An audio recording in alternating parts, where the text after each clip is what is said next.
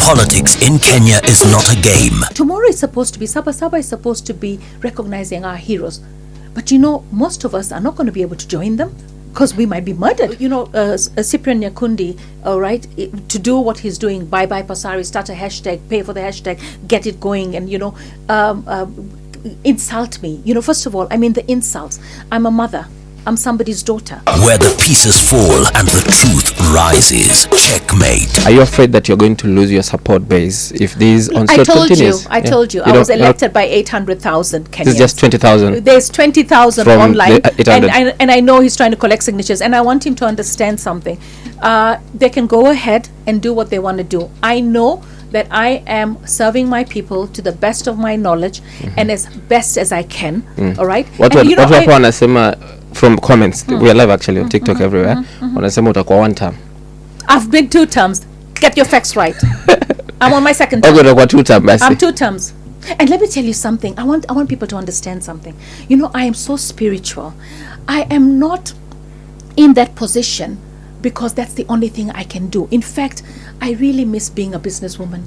I really miss doing business. I really miss doing my philanthropy. I was a leader before elections. And I can be a leader even beyond elections. So for me, this seat is not my whole life. I do so much more. I do so much more than my position. So I will continue serving the people as a leader with or without a title.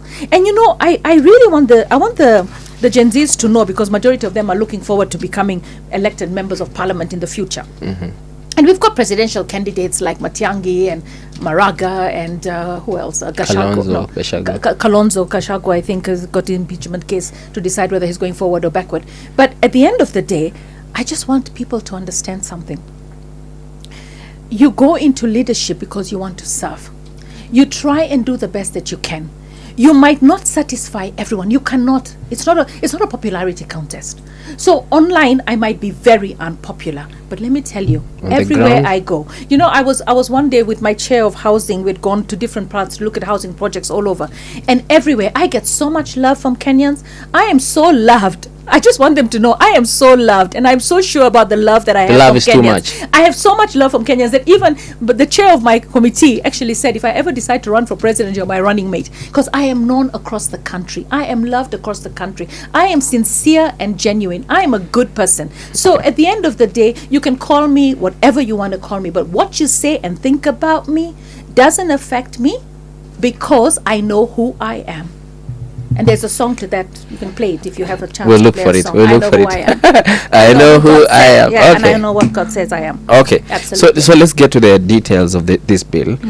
Give us the highlights of the proposals that you have. We've seen them on social media, but we want you to put them on record. You know what?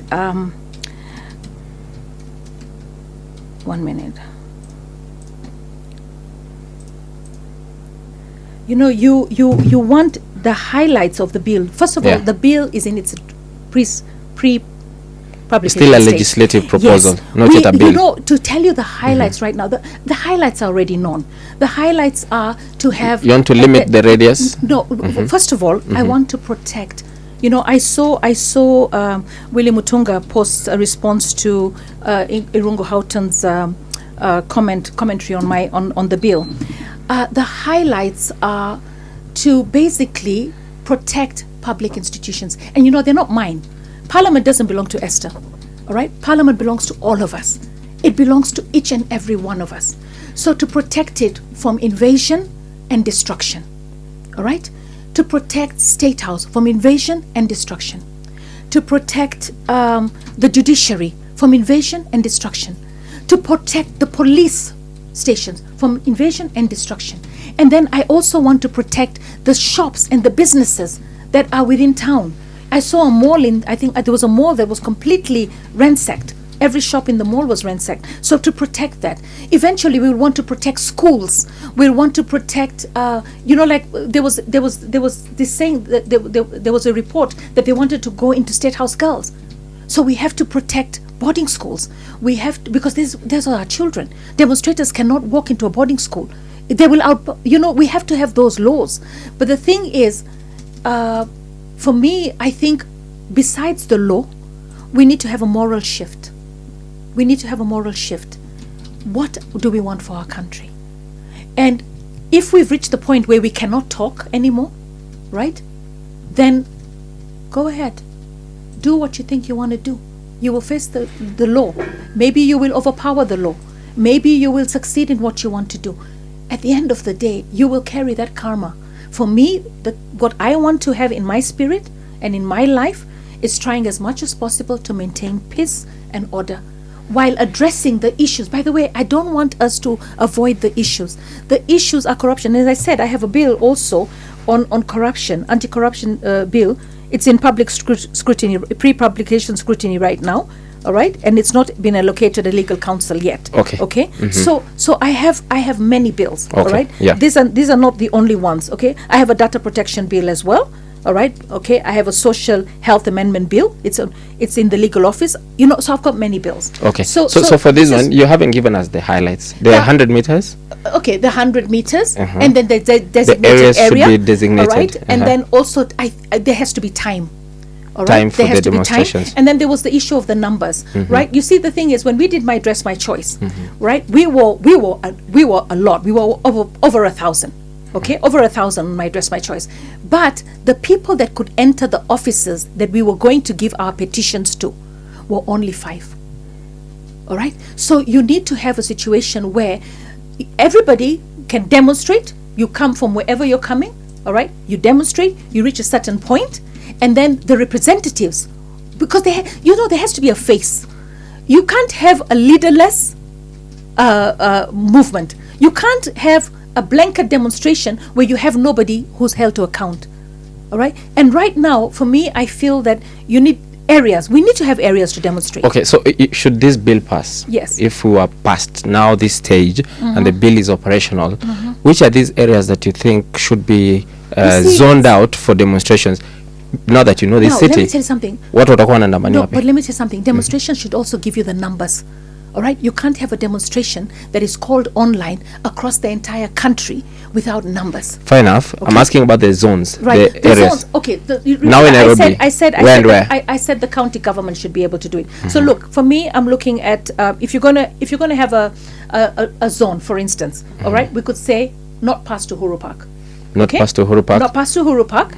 All right. You meet in Uhuru Park. All right. Or you can meet in Nyayo Stadium, or you can meet in a field, a sporting field, a ground on Gong, or you can meet. Everybody will have a demonstration area. Okay. But if you're going to come into town, and let's say like my dress, my choice, we came into town. We said we were going to march because we want to go all the way to Interior. Okay. To the police vigilant house, okay, and the Ministry of Gender, for instance. So we walked in that path. But the thing is, look, there are so many other demonstrations that happen. We have walks all the time. We have the heart walk. We have the walk for various cancer walk. We have all these. Okay. But they're not demonstrations. These are walks. So there's a difference between a walk and a demonstration. So the demonstrations that we're having right now are people who are angry with the government and they want the government out. That's it. Okay. And it's fueled by a lot of politics, and it's basically trying to have a regime change. That's anarchy. Okay. Right. I'll ask you the question that the Member of Parliament for Kisumu West asked you, Rosa Boyu, that if we're now going to put these people in Uhuru Park or somewhere away from the city, won't you be curtailing their freedom under Article 37 of the Constitution to feel angry and to be heard as they are angry as well? If you're angry and you want to tell the government you're angry, all right, and you are going to hold a demonstration and it's your numbers, this is the numbers, all right? So if you have the numbers, the government is not sleeping. They can see the movement. And by the way, everywhere in the world, you have places, even in China, in Japan, you have places where demonstration grounds, maybe KICC, I don't know. We have to figure out where we're going to have. What are we going to demarcate as demonstration zones? And what are the numbers? If you're going to demonstrate and you're going to bring the entire city. I mean, I saw America. America's had demonstrations, but the kind of demonstrations that America has, businesses are opened. People are making booming business because you walk in, you buy a soda, you buy food, you buy your shopping for the evening, and people go home peacefully. We are not able to do that in Kenya. demonstrations, and then we say that, oh, it's infiltrated by goons, it's infiltrated by police, thugs that have been hired, or politicians that have influenced people, and then looting happens and shops are destroyed. We have never been able to have peaceful demonstrations. But I'll tell you, when we had the demonstrations with ODM, right, I know we were walking towards IBC. Most of the time we're walking towards IBC. Even when we had Raila Odinga swearing in at Uhuru Park, we didn't have the kind of distractions that we're having today. It's at another level. Is it caused by unemployment? Is it caused by thuggery? When you're calling for peaceful demonstration, is a Gen Z written on the head here? This is a Gen Z, and this is a good Gen Z, this is a goon Gen Z. This is a criminal Gen Z. We don't have labels on our heads. So it's an entire public that comes out. Some are coming out to destroy and to loot. They love it when you're having this kind of call for demonstration, because they're going to come out. So let's hope that tomorrow we can actually have, tomorrow is supposed to be, Sabasaba is supposed to be recognizing our heroes. But most of us are not going to be able to join them because we might be murdered. Okay. If you have to concentrate people at Nyayo Stadium, for instance, what will stop them from destroying the property there? Because you need to deal with the lack of peace in these demonstrations. Kenyans have to have a moral compass. When you destroy Nyayo Stadium, or when you destroy Parliament, or when you destroy the furniture on the road that is been put, the dustbins and the lights and etc., do you realize that it is your own taxes that put those things up that you are destroying, that will have to be spent twice? So you tell me we want to deal with corruption, all right? But isn't that corruption in itself? Why can't you have these protesters? Destroying something just for it to be done again. Why can't we have these protesters in the city but still peaceful? What's wrong with that? With that proposal? The thing is, how can we have peaceful demonstrations? Let's see how tomorrow pans out. Okay. If tomorrow is peaceful, right, then we see that Kenyans can actually conduct themselves in a peaceful manner. Then there is no need for such a bill. Okay, to protect any entity. But I saw in Dagoretti, in one of the Kambu stations, right, Dagoretti station, they stole the guns. And in fact, one of the guns was actually used for a robbery in Naivasha, the ones that were stolen. So I'm just asking, if the police stations are going to have criminals, and then you go and break in and you free the criminals, and if the police stations are going to have guns and you're going to break in and steal the guns, we are putting ourselves in more danger. Look, right now we need to all talk. We need to take a breath. We need to forgive each other, and we need to talk to each other. All right, fair enough. So and we have to, and the government has to listen. Okay. And the thing is, for me, it will not happen overnight. Okay, and you've got 2027 coming up, where it's going to be an election season. Let us give the country a break to be able to work. Okay. And I think the opposition, politics has started, all right? Yes. We are already in campaign mode. And the opposition leaders are happy with all this craziness that's going on, but it's not good for you. It's harming you. Okay. It's harming the little that you have. So for me, look, so many people have made comments on the bill. Some have said, and they've thrown my light into political gatherings. And let me tell you what, we went to Ruaraka recently for a fundraiser for a church, a Seventh-day Adventist church. And when we went to that fundraiser, I wanted lollipops because the little children had really sung a beautiful song, and I wanted to give them lollipops, and I didn't have lollipops in my car. So I sent my bodyguard. I said, please go and find me some lollipops from the shops across. He came back and told me, Mom, all the shops are closed. So for me, anything that stops everyone from doing what they normally do, which is business or walking or going commuting, is wrong. So I think also when we have political gatherings, we also have to be conscious of the fact that these political gatherings are sometimes also hemping business, and a lot of people are being looted at the same time. Because there's so many people that show up, and then you have chaos. So we also need to probably take political meetings to town halls, strictly to town halls, not to or in designated public spaces. Okay. These are things that we have to do, because politics also harms people. When we go for campaigns, somebody was saying, when you're going around the county, our businesses stop, our shops, and you can see when we're going around the county, right, in political going around and talking to the people, shops are all closed. What are these proposals that you've been given after members have looked at your bill from the security committee? No, you said you also received some feedback. So with Article 37, which everyone is talking about, okay, of our Constitution guarantees peaceful assembly, okay, and I fully uphold that, okay. Article 37 of our Constitution guarantees peaceful assembly, all right. Article 24 allows for reasonable, justifiable limits, not to silence the people, but to protect lives, property, and public institutions from lawlessness. That is what I'm hoping to achieve, okay. Article 1, which everybody's talking about, vests sovereignty in the people, but within that framework, it does not allow mob rule, okay. So for me, I think it's important for us to look at all the legislation, all the constitution. One can complement the other, all right. One can undermine the other. So how do we bring that balance? All right, how do we bring the balance? Let me tell you what, if Kenyans don't want to be limited, they want the right to go anywhere they want to go, let them go. I mean, they're doing it. They came to Parliament, they broke all the furniture. We spent probably another 100 million to repair it. I don't know how much we spent. They broke everything. They wanted to burn it down, but it's their own taxpayers. It's their Parliament belongs to every Kenyan. Okay. They say, let me say something. You know, the irony is, they say it is ours. It is ours. You cannot stop us from going there. But you're not going there to have a decent discussion. You come in there nicely, peacefully. We sit down, we talk. It's okay. Okay. But you coming in there to destroy it, it's like you coming into your own house, your own property, and destroying it. So I'm saying, if we cannot control ourselves, if we keep saying we're infiltrated by goons, by the way, you know this word goons has come up. Let me tell you what I think about the goons. Let me tell you about the goons. First of all, if somebody has reached the point where they are called a goon and they are hired to do wrong, that means if I can hire you to go and beat up women who want to issue a press conference, that means you are a very low down person, okay? Or you're a criminal. That means somebody has paid you 100 or 500 shillings to do wrong, and you go and do it. So those people have to be called out. So we've learned to call them goons, that they've been paid to go and do this. But then there's another problem.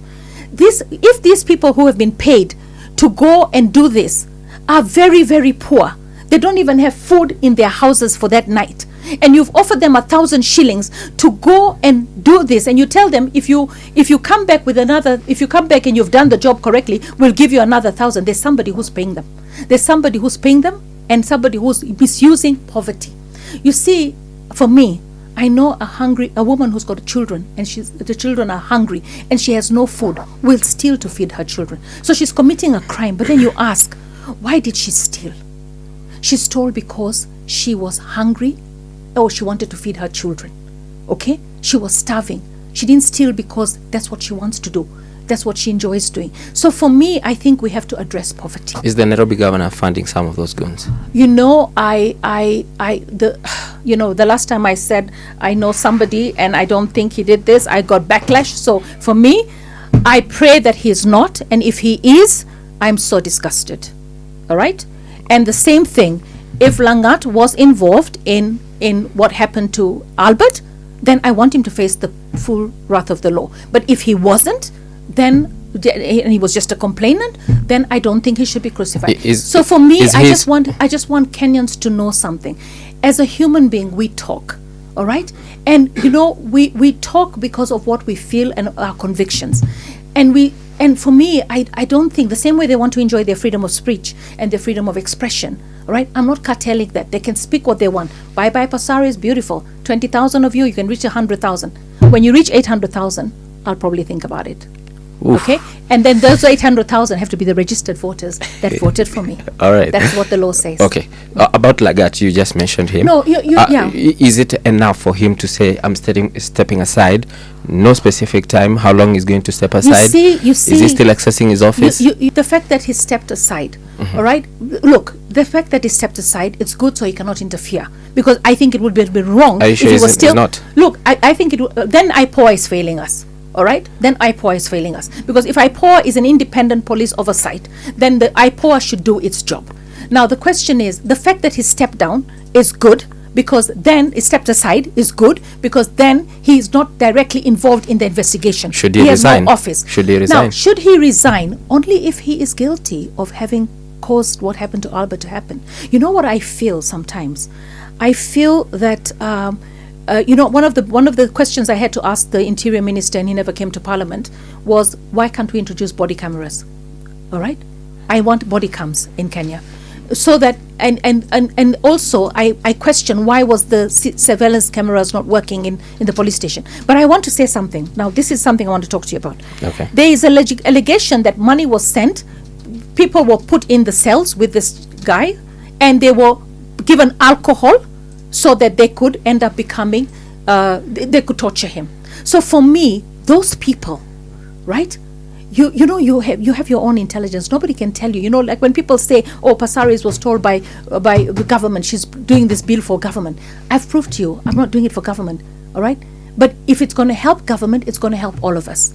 Okay, so for me, if you are the goons who are hired, some of them are poor and they want that money. Some of them are just criminal in nature, and that's what they do. Some of the nobody's paying anyone to go and steal. Those are criminals that are going to steal. Right. So what I want to say is the people who did wrong by Albert and his family. Okay. For me, I believe in the law of karma. I believe that you get what you give. All right? If you do good, you will get good. If you do evil, you will get evil. So I know that even if they do not get punished in this land of ours, because our laws will fail, God never sleeps. Okay. You had asked me one about the funding. Yeah, the funding. You say I got bad memory, then you're not sick. So one on the funding, I have a friend who's in the UK right now, and she was invited for a meeting, okay? And when she was invited for this meeting, they thought that she was anti-government. So it was basically a fundraiser in the UK to try and send money back home to help with Saba. Okay, then there's somebody from Germany, and I think I can probably find his number, and he says that I'm going to raise money, and I'm going to send money to have people come and invade your house. Okay. Oh, by the way, I'm fasting, so for those who are thinking that they're coming to my house to have a meal, they said they will occupy your house. Huh? They said they will occupy your house. They'll occupy my house, but you see, is that law? And who is saying this? Who is saying my house is not public property? It's private. Okay. The ones who are saying that they're going to occupy my house, what right do they have to occupy my house? Because I'm doing my legislative job. All right. If they don't like the law, then we will have public participation. They come for the public participation and they say we don't like this, and they give their comments. Then they go and appeal to their members of parliament not to vote for the bill. We have to do things with order and decorum. But you've got people like Cyprian Nyakundi who thinks that he's a keyboard warrior. So basically what he's going to do is incite people, and you've got a lot of them that are inciting people online. He's not the only one, but I have had conversations with Cyprian, and in the past I would talk to him. Recently I just blocked him. I just said I don't want his energy. But in the past I would actually text him, and I can show you on my Twitter. There's a time I texted him and I said, Cyprian, what you're saying about me is wrong. Remember, I'm a mother and I'm also somebody's daughter. And he actually replied and said, Esther, I'm sorry that I said what I said, and he deleted the message. Okay. So one day he might actually come back and say, I'm sorry. Maybe when I get my third term, he will be there and he'll say, oh my. All right. Because they're saying 2 term. I told them I'm already 2 term. This is going to be the final one.